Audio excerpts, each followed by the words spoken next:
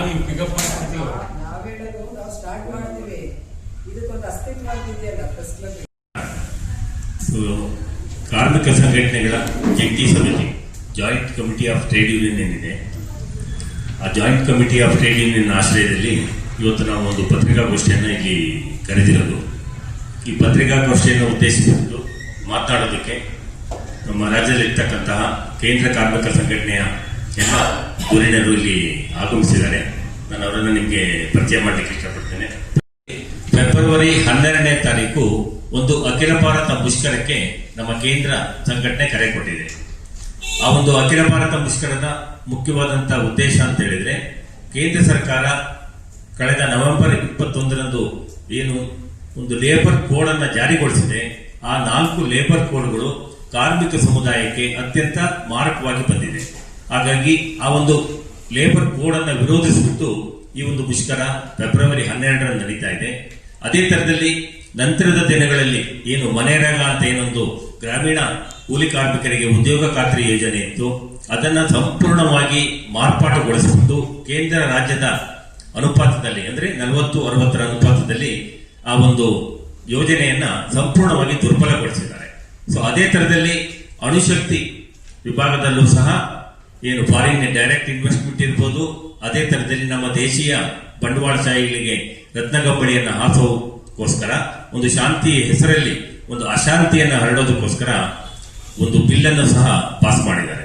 So ಅದೇ ತರದಲ್ಲಿ ಬೀಜ ಕಾಯ್ದೆಗಳಿರ್ಬೋದು, ಇನ್ನಿತರ ಸಮಸ್ಯೆಗಳಿರ್ಬೋದು, ಇದರ ಎಲ್ಲರ ವಿರುದ್ಧ ಈ ಒಂದು ಮುಷ್ಕರ ಫೆಬ್ರವರಿ 12ನೇ ತಾರೀಕು ನಡೀತಾ ಇದೆ. ಕರ್ನಾಟಕದಲ್ಲೂ ಸಹ ಈ ಮುಷ್ಕರವನ್ನ ಯಶಸ್ವಿಗೊಳಿಸಬೇಕು ಅಂತ ಹೇಳ್ಬಿಟ್ಟು ಎಲ್ಲ ಕೇಂದ್ರ ಕಾರ್ಮಿಕ ಸಂಘಟನೆ ಪರವಾಗಿ ನಾವು ಇವತ್ತಿನ ದಿವಸ ತಮ್ಮಲ್ಲಿ ಮನವಿಯನ್ನ ಮಾಡಿಕೊಳ್ಳ. ಇವತ್ತು ಭಾರತ ದೇಶದ ಕೇಂದ್ರ ಕಾರ್ಮಿಕ ಸಂಘಟನೆಗಳು ಒಂದೇ ಪ್ಲಾಟ್ಫಾರ್ಮ್ನಲ್ಲಿ ಕಳೆದ 20 ವರ್ಷಗಳಿಂದ ಭಾರತ ದೇಶದಲ್ಲಿ ಈ ದೇಶದ ದುಡಿಯುವ ವರ್ಗದ ಹಿತರಕ್ಷಣೆಗಾಗಿ ಒಟ್ಟೊಟ್ಟಿಗೆ ಕಾರ್ಯಾಚರಣೆಯನ್ನು ಮಾಡ್ತಾ ಇರ್ತಕ್ಕಂಥದ್ದು ತಮಗೆಲ್ಲರಿಗೂ ಕೂಡ ಗೊತ್ತಿರತಕ್ಕಂಥ ಸಂಗತಿ.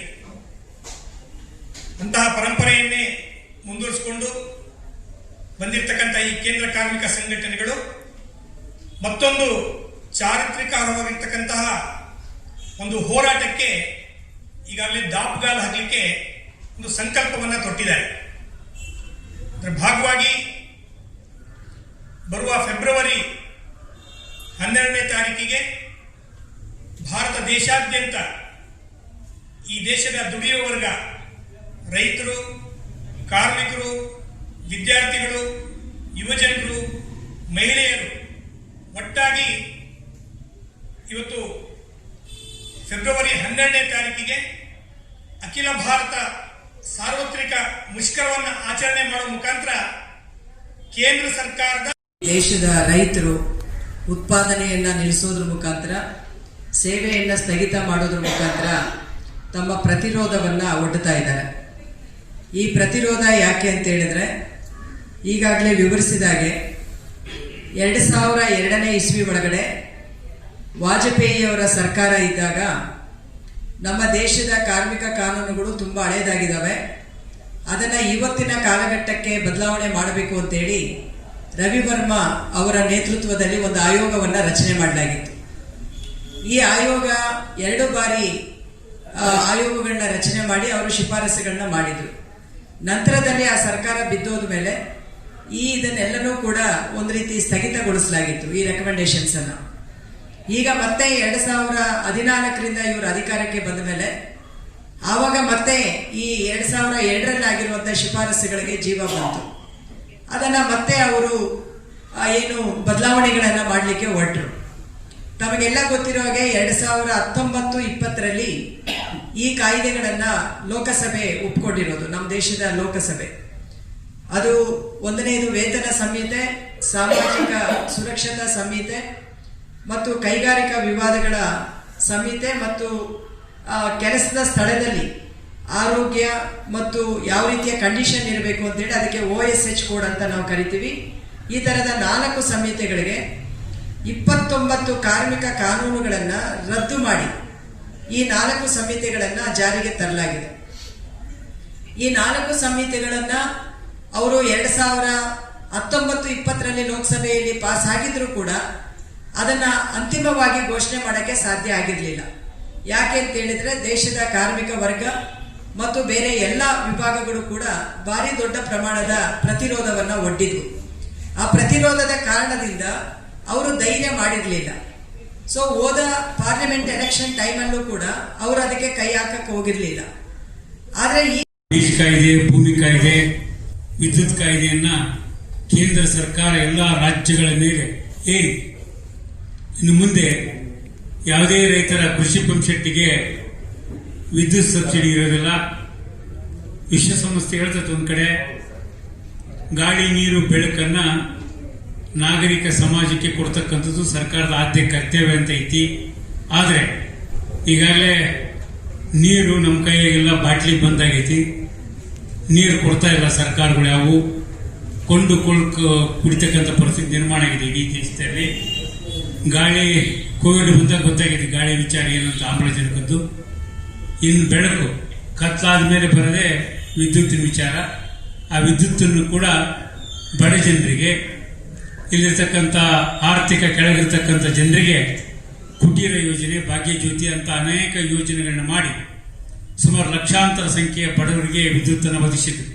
ಇನ್ನು ಮುಂದೆ ಆ ವಿದ್ಯುತ್ ಕೊಡಬಾರದು, ಇದೆಲ್ಲವೂ ಕೂಡ ಖಾಸಗಿ ಸೊತ್ತಾಗಬೇಕು, ಪ್ರೀಪೇಡ್ ಮೀಟರ್ ಹಾಕ್ಬೇಕಂತೇಳಿ ಕೇಂದ್ರದ ಒಂದು ಒತ್ತಾಯವನ್ನ ಇಡೀ ಭಾರತ ದೇಶದ ಎಲ್ಲ ರಾಜ್ಯಗಳ ಮೇಲೆ ಏರ್ತಕ್ಕಂಥ ಸಂದರ್ಭ ಬಂದಿದೆ.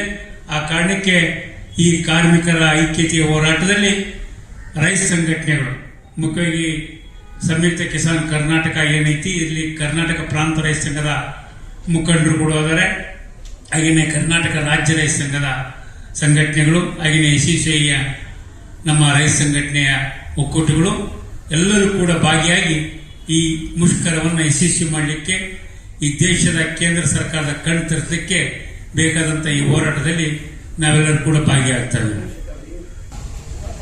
ನಾವು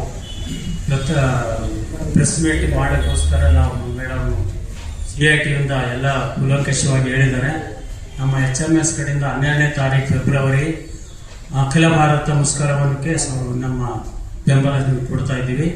ಮತ್ತು ಇವಾಗ 21ನೇ ತಾರೀಕು ರಾಜ್ಯ ಮಟ್ಟದ ಸಮಾವೇಶಕ್ಕೂ ನಾವೆಲ್ಲರೂ ಒಟ್ಟಿಗೆ ಸೇರಿ ನಾವು ಇದನ್ನು ಮುಂದಕ್ಕೆ ಇವಾಗ ಕೇಂದ್ರ ಸರ್ಕಾರದ ಈ ರೈತರ ವಿರೋಧಿ, ಕಾರ್ಮಿಕರ ವಿರೋಧಿ ಕಾನೂನುಗಳನ್ನು ಎತ್ತಿಕ್ಕಲು 4 ಕಾನೂನುಗಳನ್ನು ಖಂಡಿತ ಅದನ್ನ ಅಖಿಲ ಭಾರತ ಸಾರ್ವತ್ರಿಕ ಮಹಾಮುಷ್ಕರ ಸ್ವಯಂ ಪ್ರೇರಿತ ಬಂದ್ ಆಗುವಂತ ರೀತಿಯಲ್ಲಿ ಸಂಯುಕ್ತ ಹೋರಾಟ ಕರ್ನಾಟಕ ಇಡೀ ರಾಜ್ಯಾದ್ಯಂತ ಎಲ್ಲ ರೈತ ಸಮುದಾಯವನ್ನ ಬೀದಿಗಿಳಿಸ್ತದೆ. ಗ್ರಾಮೀಣ ಪ್ರದೇಶದಲ್ಲಿ ಹಾದುಹೋಗಿರುವ ಎಲ್ಲ ರಾಷ್ಟ್ರೀಯ ಮತ್ತು ರಾಜ್ಯ ಹೆದ್ದಾರಿಗಳನ್ನ ಬಂದ್ ಮಾಡಿ ರಸ್ತೆ ತಡೆ ಮೂಲಕ ಬಂದ್ ಮಾಡ್ತದೆ. ಯಾಕೆ ಅಂತ ಹೇಳಿದ್ರೆ ಉದಾರೀಕರಣದ ಈ ಕಾಲಘಟ್ಟದಲ್ಲಿ 35 ವರ್ಷಗಳ ಕಾಲಘಟ್ಟದಲ್ಲೇ ಅತ್ಯಂತ ಹೆಚ್ಚು ಸಂಕಷ್ಟವನ್ನ ಇವತ್ತು ರೈತ ಸಮುದಾಯ ಅನುಭವಿಸ್ತಾ ಇದೆ. ಇಡೀ ರೈತರನ್ನ ಸಾಮೂಹಿಕವಾಗಿ ವ್ಯವಸಾಯ ರಂಗದಿಂದ ಒಕ್ಕಲಿಗಿಸ್ತಕ್ಕಂಥ ಸಾಲು ಕಾರ್ಪೊರೇಟ್ ಪರವಾದಂತ ನೀತಿಗಳನ್ನ ಕೇಂದ್ರ ಮತ್ತು ರಾಜ್ಯ ಸರ್ಕಾರಗಳು ಅನುಸರಿಸ್ತಾ ಇದ್ದಾವೆ. ನಿಮ್ಗೆಲ್ರಿಗೂ ಗೊತ್ತಿರಂಗೆ ಈಗಿನ ಕಾನ್ಸೆಪ್ಟ್ ಏನು ಅಂತ ಹೇಳಿದ್ರೆ, ಮೋದಿ ಗವರ್ಮೆಂಟ್ ನ ಕಾನ್ಸೆಪ್ಟ್ ಏನು ಅಂತ ಹೇಳಿದ್ರೆ, ಎಂಪ್ಲಾಯ್ಮೆಂಟ್ ಗ್ಯಾರಂಟಿ ಇರಬಾರ್ದು ಅಂತ ಹೇಳಿ. ಬೇಕಾದಾಗ ಹೈರ್ ಮಾಡಬೇಕು, ಬೇಡ ಅಂದಾಗ ಫೈರ್ ಮಾಡಬೇಕು. ಎಲ್ಲಿ ಇದು ಫಾರಿನ್ ಕಂಟ್ರೀಸ್ ಅಲ್ಲಿ ಲೈಕ್ ಯುರೋಪ್ ಮತ್ತೆ ಅಮೆರಿಕದಲ್ಲಿ ಇರುವಂತಹ ಪರಿಸ್ಥಿತಿ ನಮ್ಮ ದೇಶದಲ್ಲಿ ಬರಬೇಕು ಅನ್ನೋದು ಸರ್ಕಾರದ ಉದ್ದೇಶ.